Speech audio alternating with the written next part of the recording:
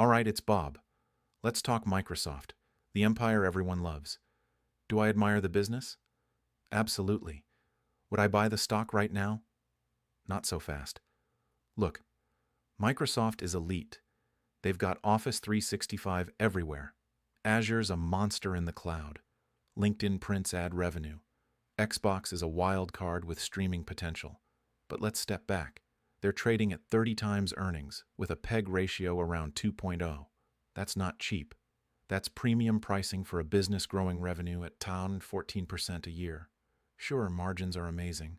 45% operating margins, 30% free cash flow margins. But when you're paying top dollar, you need upside. And I'm not convinced there's enough of it right now. Let's talk about Azure. It's their biggest growth engine. Yes, it's still expanding, but AWS is ahead and Google Cloud is catching up.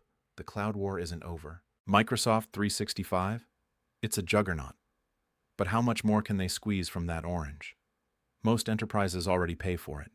The upsell to Copilot and security bundles is nice, but it's incremental. And then there's AI. Everyone's excited about Copilot and the OpenAI partnership, but how much revenue is that driving today? Not much. This is future optionality, not current cash flow. Now the financials are pristine. Net cash balance, 90% plus FCF conversion, high ROIC. All of that's true.